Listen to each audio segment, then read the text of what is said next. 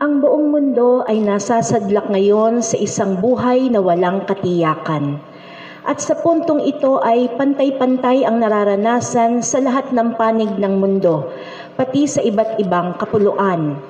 Ngunit napakaganda ng paglalarawan ng simbahan na tayo ay iisang barko na naglalayag at dumaraan sa malalaking daluyong ng buhay. Ngunit nakakatagpo ng kapayapaan kay Kristo. Sa naganap na urbe et orbe ng Santo Papa, namalas natin na bagamat magkakalayo, ay iisa pa rin tayong bayan ng Diyos na sama-samang dumudulog sa Kanya. Ang isang icon ng mahal na ina, ang ating nasaksihan na tinawag nilang Salus Populi Romani o Protectress of the Roman People. Ang mahal na Birheng Maria ay ating ring ina. Mga Katolikong Pinoy, samahan po ninyo kami ngayong mahal na araw na sama-samang pagnilayan ang 7 hapis sa buhay ng mahal na inang Birhen. Sa ngalan ng Ama at ng Anak at ng Espiritu Santo. Amen. Tayo pong manalangin. Panginoong Hesus, nang ikaw ay nakabayubay sa krus, ay nag-iwan ka ng 7 huling wika. Itinagubilin mo ang iyong minamahal na ina. Wika mo, ginang, narito ang iyong anak. At sinabi mo sa alagad, narito ang iyong ina.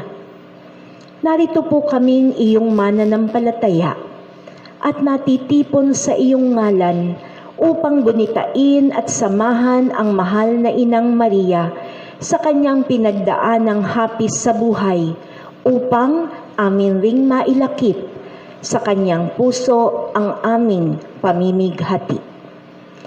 Panginoong Hesus, itawid mo po kami sa aming kadustaan. Amin pong inaasam na mata mo at muling malasap ang isang buhay na ganap sa gitna ng kasalukuyan at malawakang kasiphayuan. Ang 7 hapis sa buhay ng mahal na Birheng Maria. Unang hapis. Ang hula ni Simeon sa sanggol na si Jesus. Nang dumating ang araw ng paglilinis sa kanila, ayon sa kautusan ni Moises, sila'y pumunta sa Jerusalem. Dala nila ang sanggol upang iharap sa Panginoon, sapagkat ayon sa kautusan, ang bawat panganay na lalaki ay nakatalaga sa Panginoon. At naghandog sila ayon sa hinihingi ng kautusan ng Panginoon, mag-asawang bato-bato o 2 inakay na kalapati. May isang tao noon sa Jerusalem ang pangalay Simeon. Matapat at malapit sa Diyos ang lalaking ito at naghihintay sa katubusan ng Israel. Sumasa kanya ang Espiritu Santo na nagpahayag sa kanya na hindi siya mamamatay hanggat di niya nakikita ang Mesiyas na ipinangako ng Panginoon. Sa patnubay ng Espiritu, pumasok siya sa templo at nang dalhin doon ng kanyang mga magulang ang sanggol na si Jesus upang gawin ang hinihingi ng kautusan, siya'y kinalong ni Simeon.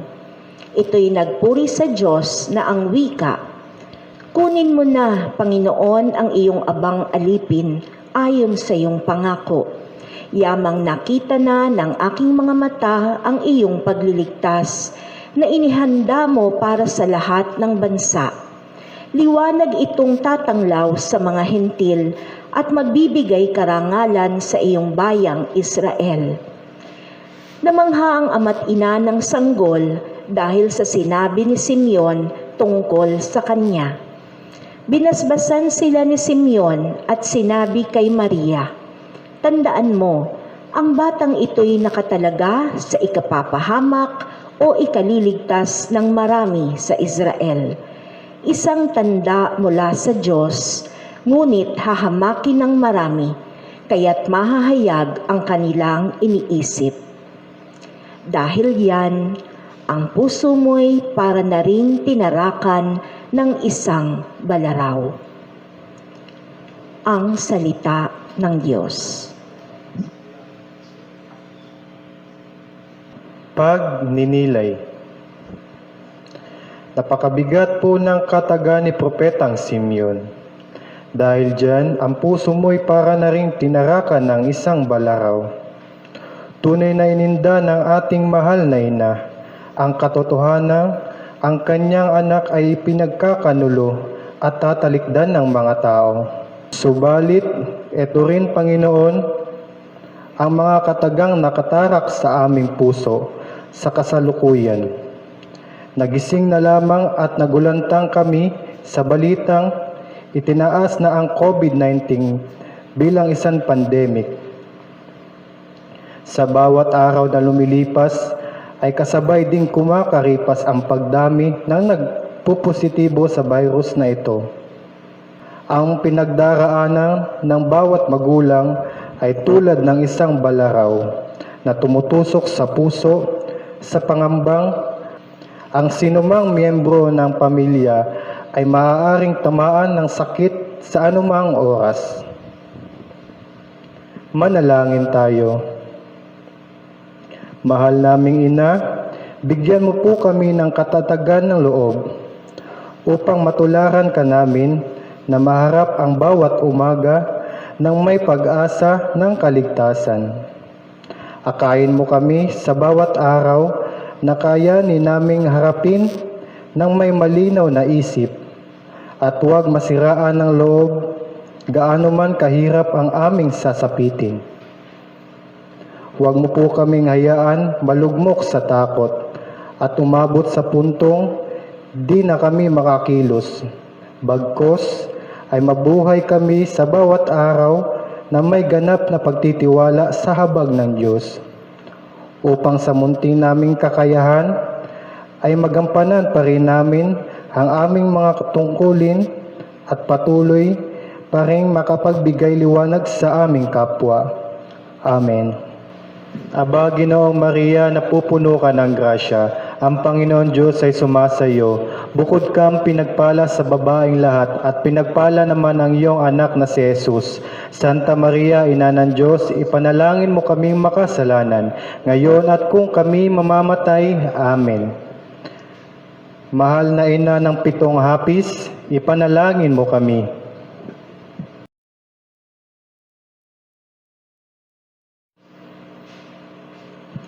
Ang ikalawang hapis sa buhay ng mahal na Birheng Maria. Ang pagtakas patungong Ehipto ng banal na mag-anak. Pagkaalis nila, napakita kay Jose sa panaginip ang isang anghel ng Panginoon. Sinabi sa kanya, "Magbangon ka, dalhin mo agad sa Ehipto ang mag-ina, at huwag kayong aalis doon hanggat hindi ko sinasabi sa iyo, sapagkat hahanapin ni Herodes ang sanggol upang patayin." Kaya dali-daling bumangon si Jose at nang gabing iyo'y dinala sa Ehipto ang mag-ina. Doon sila tumira hanggang sa mamatay si Herodes. Nangyari ito upang matupad ang sinabi ng Panginoon sa pamamagitan ng propeta. "Tinawag ko ang aking anak mula sa Ehipto." Galit na galit si Herodes nang malamang siya'y napaglalangan ng mga pantas. Kaya't ipinapatay niya ang mga batang lalaki sa Bethlehem at mga palibot na pook lahat ng may gulang na 2 taon pababa, alinsunod sa panahon ng paglitaw ng tala na natiyak niya sa mga pantas.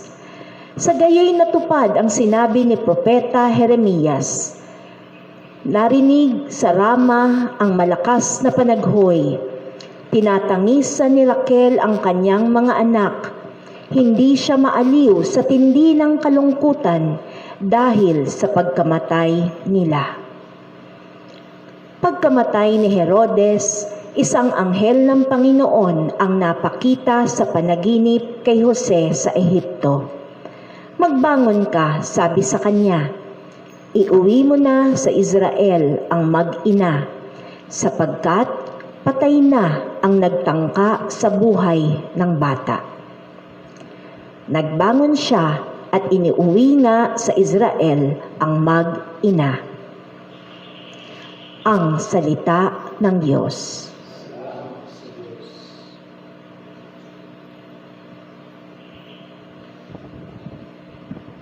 Pagninilay.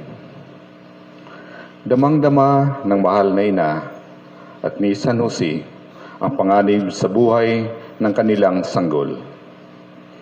At walang ibang hangad kundi ang kaligtasan ng anak. Walang paghahanda ang kanilang paglikas.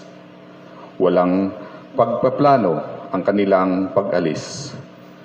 Walang katiyakan ang kanilang pagtakas. Ganito rin ang bumulaga sa atin lahat sa araw ng March 16, nang kinakailangan ng ideklara ng pamahalaan ang Enhanced Community Quarantine para sa pagsugpo ng COVID-19. Ang balitang ito ay ikinaligalig ng lahat sapagkat ang mga magulang sa panahong yaon ay pawang naghahanap buhay at walang kamalayan sa maganap na quarantine. Laking gulat nating lahat na kinakailangan na nating lumikas. Lumikas hindi para tumakas, kundi upang isaayos ang kalagayan ng ating mga minamahal sa buhay. Walang paghahanda, walang mga tagubilin, walang instruction sa ating maiiwan. Subalit, kailangan natin i-secure ang ating pamilya. Unti-unting naiipon ng takot ang ating isip at nababalot ang ating puso sa pag-alala. Pagkat walang katiyakan, walang kasiguraduhan kung kailan mababalik ang buhay sa normal. Kung may kakanin pa tayo at kung may hanap buhay pang naghihintay sa atin. Hindi lahat pinalad na makauwi sa kanilang tahanan sa piling ng pamilya, pagkat maraming manggagawa ay di umaabot sa deadline ng pagbibiyahe. Marami sa kanila sa kasalukuyan ay na-stranded sa iba't ibang parte ng Luzon. Walang makain, walang masisilungan, at walang mapupuntahan. Manalangin tayo. Mahal na Inang Maria, dumudulog kami sa iyo. Bigyan mo po kami ng kahinahunan at kapanatagan sa piling ng Diyos, pagkat alam namin di siya magpapabaya. Nananalig po kami sa iyong anak na si Jesus. Nagagawa siya ng pamamaraan upang maalagaan ang mga Pilipinong hindi nakauwi sa piling ng kanilang mga anak. Alagaan mo po higit sa lahat ang nagkawatak-watak na pamilya, saan mang dako sila naroroon. Kung paano mo rin itinatawid sa gutom ang mga Israelita, umaasa po kaming man ay itataguyod mo sa mga darating pang araw. Pinanaligan po namin ang iyong pangako. Masdan ninyo ang mga ibon. Hindi sila naghahasik ni nag-aani o kaya nagtitipon sa mga bunga. Gayon man, pinapakain sila ng iyong amang nasa langit. Lusawin mo rin po ang aming pagkakabalisa, pagkat alam namin ang lahat ng ito. Gaano man katagal ay sadyang panandalian lamang. Amen. Aba, Ginoong Maria, napupuno ka ng grasya, ang Panginoong Diyos ay sumasayo. Bukod kang pinagpala sa babaeng lahat, pinagpala naman ng iyong anak na si Jesus. Santa Maria, Ina ng Diyos, ipanalangin mo kaming makasalanan, ngayon kami mamamatay. Amen. Mahal na Ina ng 7 hapis, ipanalangin mo kami.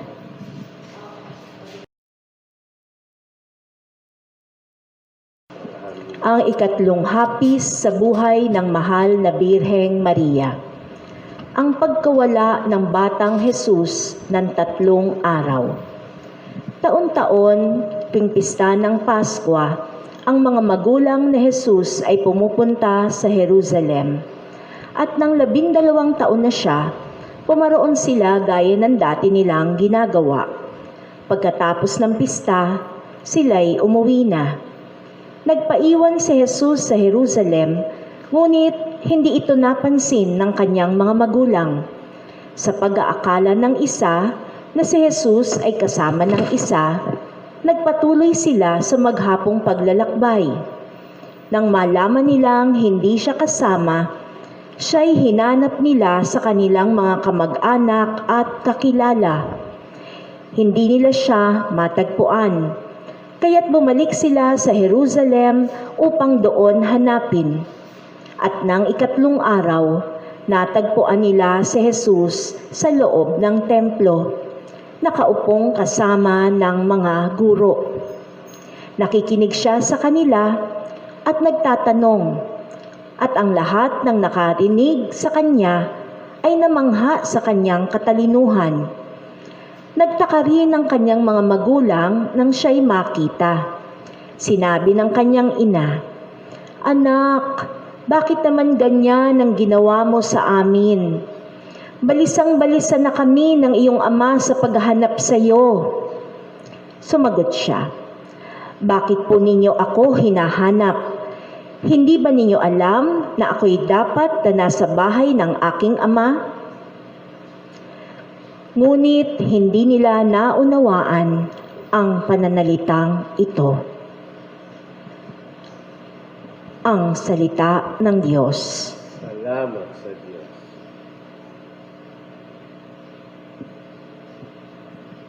Pagnininay.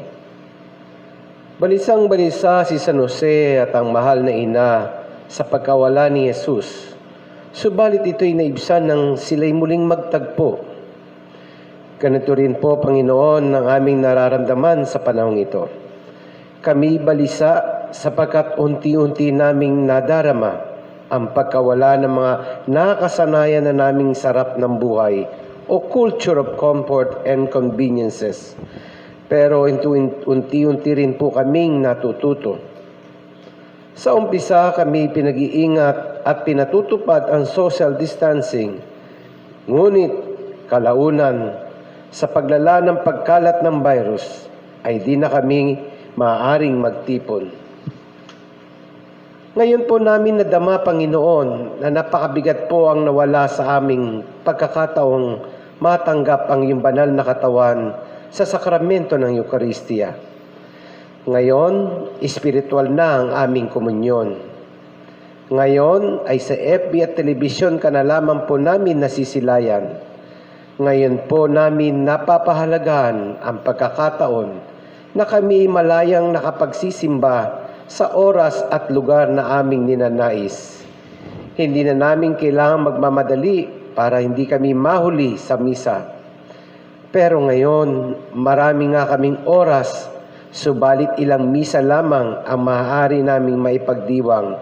Hindi na sa simbahan, kundi sa loob na lamang ng aming tahanan. Ngayon, hindi na namin mararanasan ang pag-uunahan sa mauupuan o sa mapaparadahan ng aming sasakyan sa tuwing kami ay nagsisimba, sapagkat di na kami pwedeng magtipon. Ngayon, po namin napapahalagahan ang sama-samang pagsamba bilang isang pamayanan. Di nga pala sapat na pansarili lamang ang aming pananampalataya. Ngayon, namin mapapahalagahan ang mga kapatid namin kay Kristo. Subalit di namin maririnig pa ang peace be with you sa isa't isa. Ngayon, hindi na namin makakadaop palad pa ang aming mga kura paroko pagkat hindi lahat ay may internet connection. Ngayon po namin napapahalagahan ang mga alagad ng Diyos na iyong pinili at hinirang upang maging muka, kamay at paa mo, aming Panginoon. Ngayon, hindi na namin maririnig ang tinig ng mga pari upang igawad ang pagpapatawad at pagpapalaya mula sa aming kasalanan, pagkat hindi na kami maaring pumunta sa kumpisalan. Ngayon ay general absolution ang aming aabangan. Higit sa lahat, nawala po sa amin ang pagkakataong maiparinig sa mga pari ang aming pasasalamat para sa maraming taon ng kanilang sakripisyo at walang sawang paglilingkod para sa kanilang kawan. Manalangin tayo. Mahal naming Ina, bigyan mo po kami ng biyaya na maranasan pa rin namin ang bawat banal na presensya ng iyong anak na si Jesus sa mga kakaibang paraan na nakalatag sa amin bilang mananampalataya. Bigyan mo ng kadalisayan ang bawat pamilya na siya ngayong munting simbahan. Maging tapat ang bawat magulang upang tumayong munting pari sa kanyang tahanan. Mahal na Ina, ibulong mo sa Panginoong Hesus na makilala namin siyang muli bilang Diyos na bawat pamilyang Pilipino. Mahal na Ina, sabayan mo lagi ang mga kaparian sa kanilang matapat na paglilingkod. Samahan rin sila sa kanilang pag-iisa at ihadya mo sila sa kapahamakan. Amen. Aba, Ginoong Maria, napupuno ka ng grasya. Ang Panginoon Diyos ay sumasayo. Bukod kang pinagpala sa babaeng lahat at pinagpala naman ang iyong anak na si Jesus. Santa Maria, Ina ng Diyos, ipanalangin mo kaming makasalanan ngayon at kung kami mamamatay. Amen. Mahal na Ina ng 7 hapis, ipanalangin mo kami.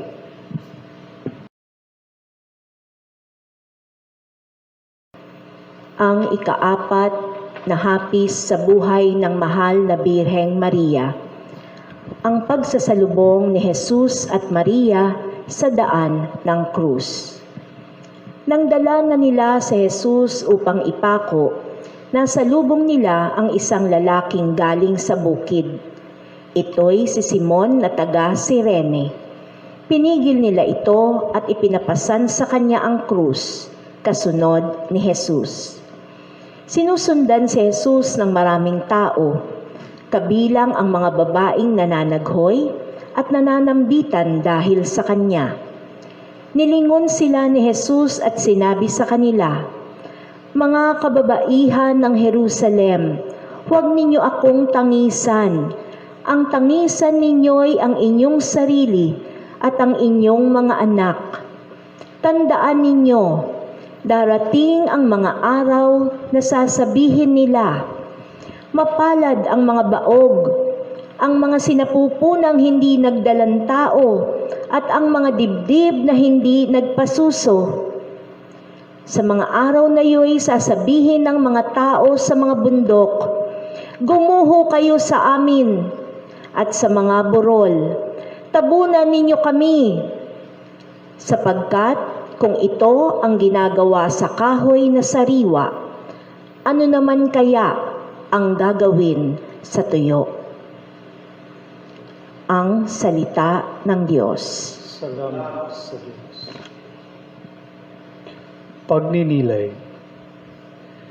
Hindi na ikubli ng mahal na Ina at ng mga kababaihan ang kanilang panaghoy nang masalubong nila si Jesus sa daan ng krus. Mas masakit ang katotohanan na sa salubungang ito'y nagpang-abot lamang ang kanilang paningin pagkat di man lamang nakalapit ang mahal na Inang Maria kay Jesus. Dama natin sa puso ng isang ina ang pagnanais na mahawakan man lamang ang kanyang anak kahit sa isang saglit lamang. Abot kamay na subalit na gusto na lamang sa pag-aabot ng tanaw ang ina at ng anak. Ganito ang tagpo natin sa araw-araw. Nagkakakitaan, ngunit di magkatagpo. Panginoon, ito rin po ang panaghoy ng sangkatauhan. Ang pagnanais na maiparamdam ng Ama ang kanyang mga bisig sa kanyang nahihintakutang mga anak. Ang mayapos man lamang ng ina ang kanyang lumuluhang bunso. Ang madampi man lamang ng anak ang kanyang labi sa noo ng kanyang magulang.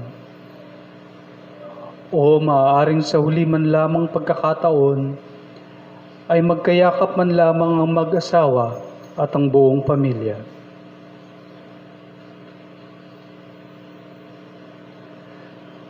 Manalangin tayo.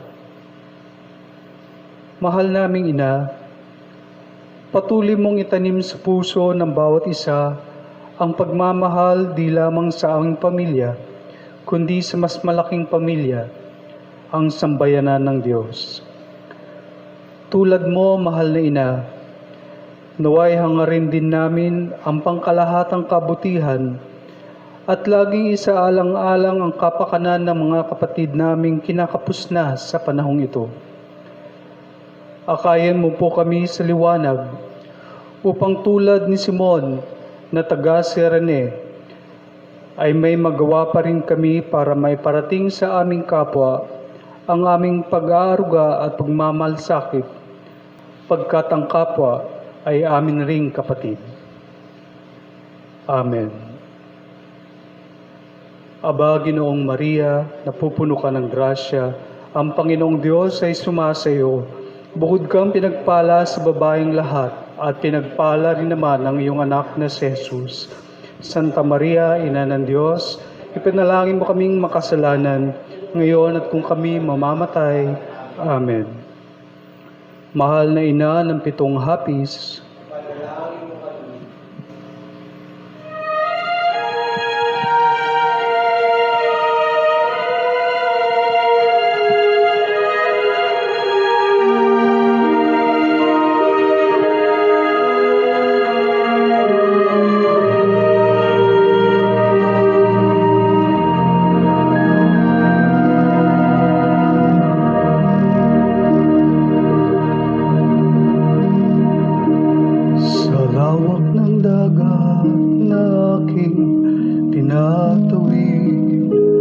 tanging pangalan mo ang siyang laging sinasambit. Hanap-hanap ang pangako ng iyong lambing. Inasam na tuwin ay nasa iyong piling. Sa araw-araw na paglusong ko sa buhay, ikaw lang ang saksi, nag-isang bantay. Dayuhin man ako ng lungkot at hirap, tanggulan kong laging ingap mo yakap. Salamat Maria sa iyong pagpisan, sa bawat hapis luwalhati at tuwa namin. Salamat sa pag-ibig at sa bawat dalangin. Salamat sa iyo sa mga pagdamay mo. Kaming patuloy na magmamahal sa iyo.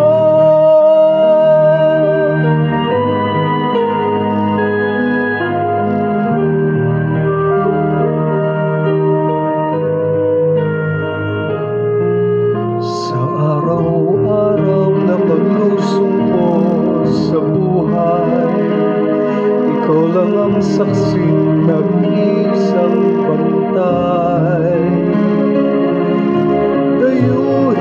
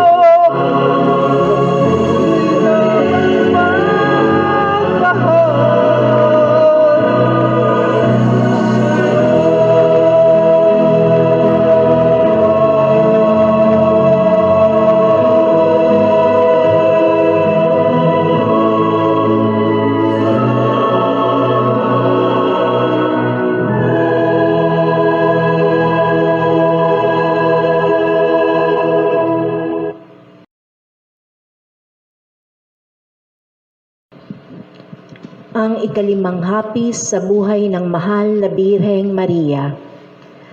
Ang pagkamatay ni Jesus sa krus, kung saan ang kanyang inay nakatayo sa paanan ng krus. Pagdating doon, siya'y ipinako sa krus kasama ng dalawa pa, isa sa gawing kanan at isa sa kaliwa. Nakatayo sa tabi ng krus ni Jesus ang kanyang ina at ang kapatid na babae nitong si Maria na asawa ni Cleopas. Naroon din si Maria Magdalena. Nang makita ni Jesus ang kanyang ina at ang minamahal niyang alagad sa tabi nito, kanyang sinabi, "Ginang, narito ang iyong anak." Ang salita ng Diyos.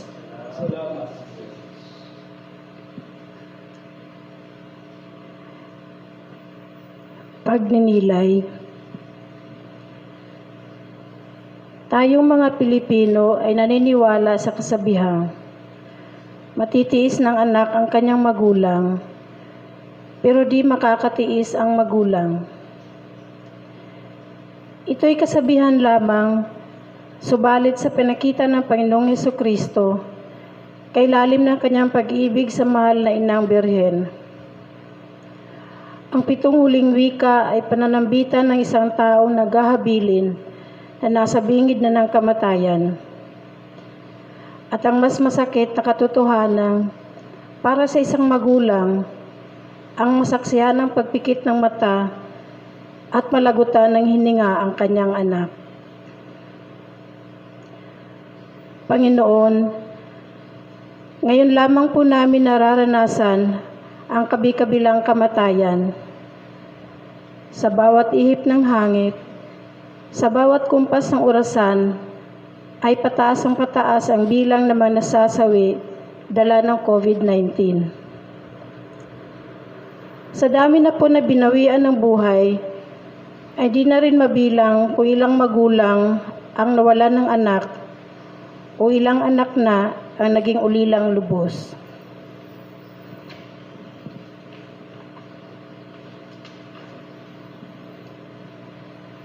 Manalangin tayo. Panginoon, ang pandemic na aming nararanasan ay nagpapabago sa aming pagkatao at sa aming pananaw sa buhay. Naway, papanibaguhin mo higit sa lahat ang aming mga puso at maging ganap ang aming pagbabalik loob sa iyo.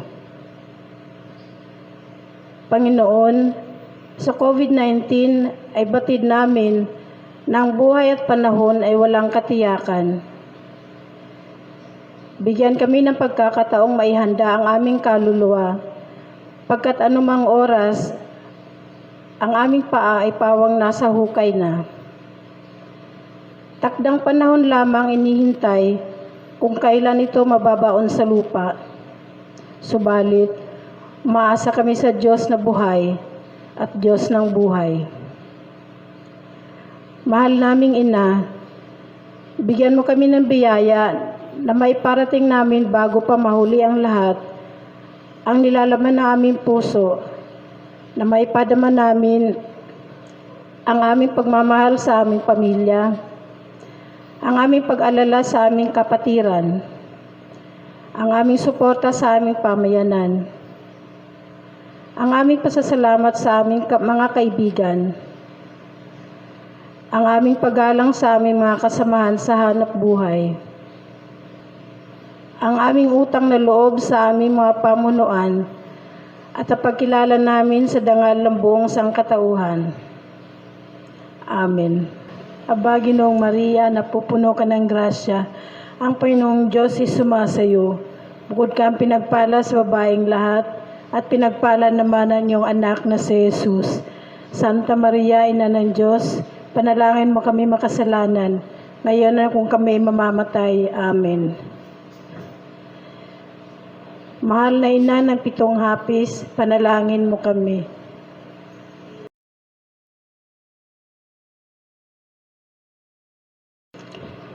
Ang ika-6 na hapis sa buhay ng mahal na Birheng Maria.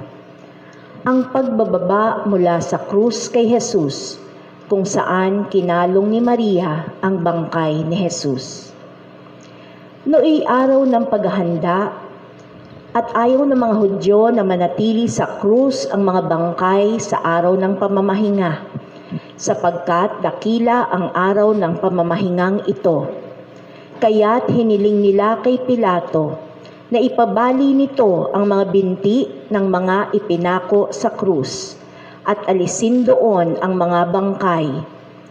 Naparoon nga ang mga kawal at binali ang mga binti ng dalawang ipinakong kasabay ni Jesus.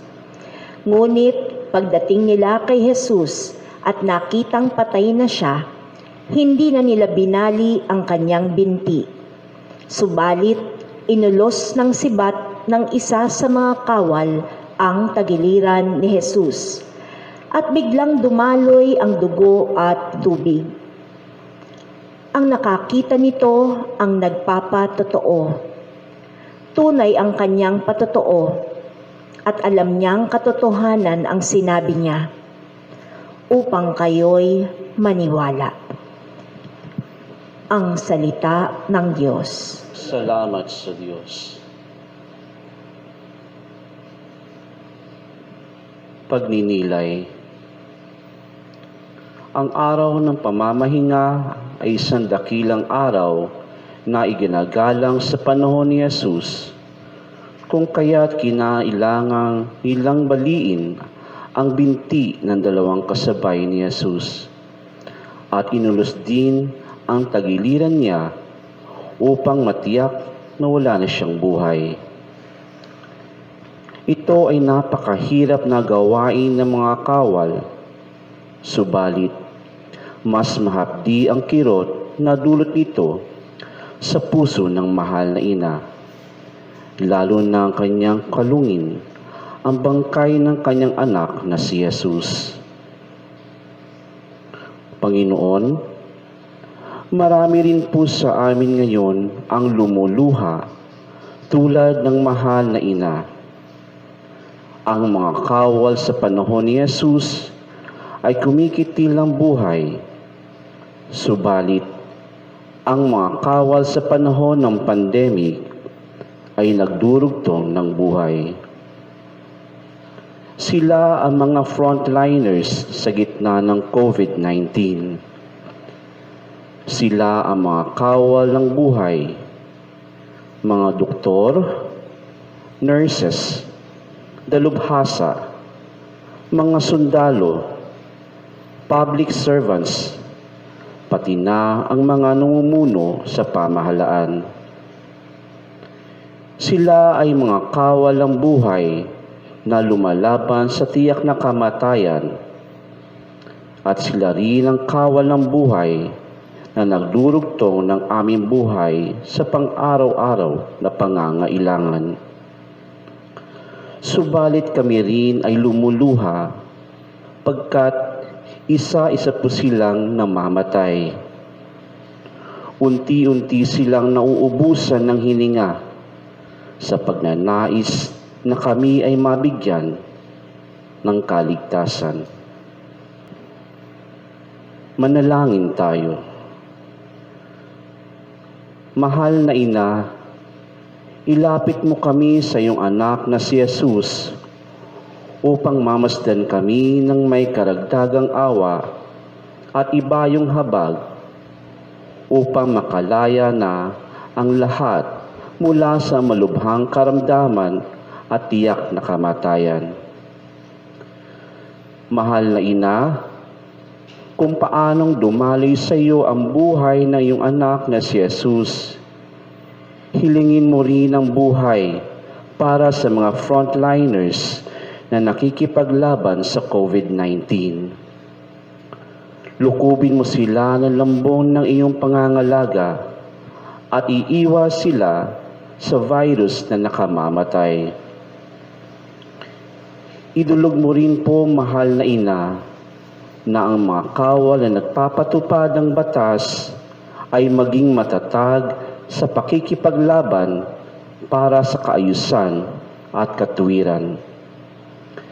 Bigyan sila ng mabuting kalusugan, pagkat sila man ay mga ama at ina ng kanilang pamilya.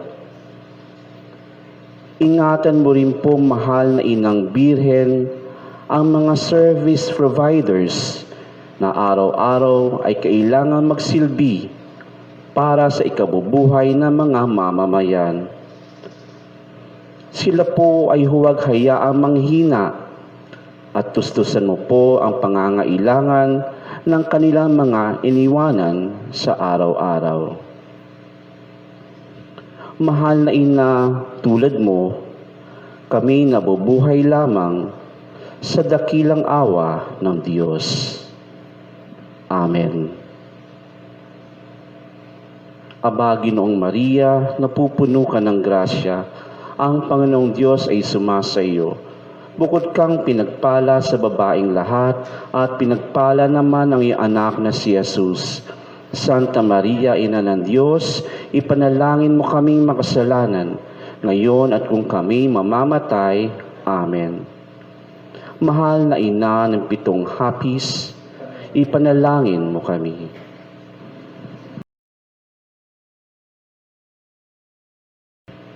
Ang 7 hapis sa buhay ng mahal na Birheng Maria, ang paglilibing kay Jesus. Naroon din ang maraming babaeng nakatanaw mula sa malayo. Mula pa sa Galilea, sumusunod na sila kay Jesus at naglilingkod sa Kanya. Kabilang sa kanila si Maria Magdalena, si Mariang ina ni Santiago at ni Jose, at ang asawa ni Zebedeo. Bago magtakip silim, dumating ang isang mayamang taga-Arimatea na ang ngalay Jose. Siya'y alagad din ni Jesus. Lumapit siya kay Pilato at hiningi ang bangkay ni Jesus. Iniutos naman ni Pilato na ibigay ito sa kanya. Kaya't kinuha ni Jose ang bangkay at binalot ng bagong lino.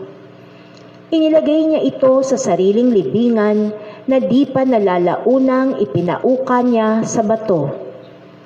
Pagkatapos, iginulong niya sa pintuan nito ang isang malaking bato, saka umalis. Naroon si Maria Magdalena at ang isa pang Maria na nakaupo sa tapat ng libingan. Ang salita ng Diyos. Salamat sa Diyos.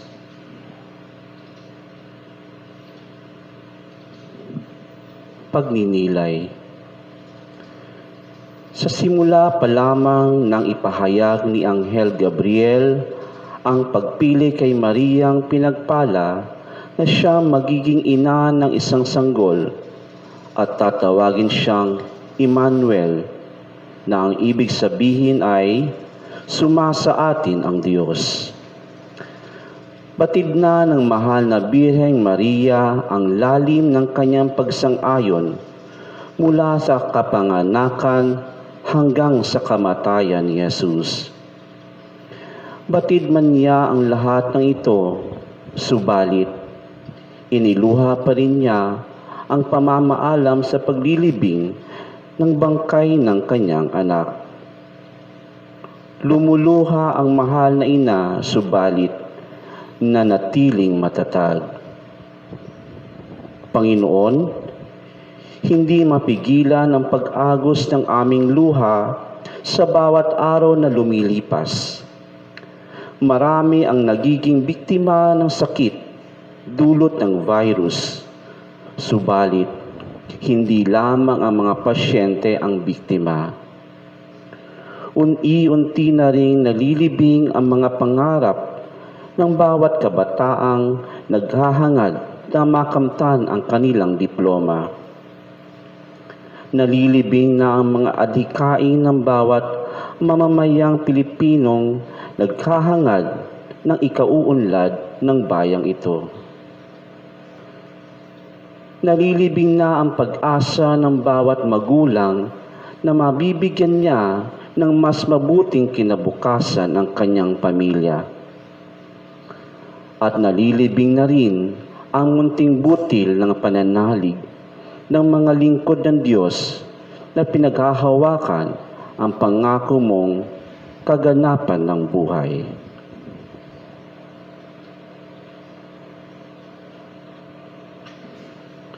Manalangin tayo. Panginoon, marapat lamang kaming magdalamhati sa iba't ibang larawan ng kamatayan ng aming nasisilayan. Ang lahat ng ito'y di namin pinangarap kahit sa hinagap man lamang, kung kaya't lubha kaming nababagabag. Subalit ang iyong kamatayan, Panginoon, ay larawan ng tagumpay, pagkat ang iyong muling pagkabuhay ay isang biyayang amin nang natanggap. Mahal na Ina, bigyan mo kami ng biyayang maging matatag sa hamon ng buhay.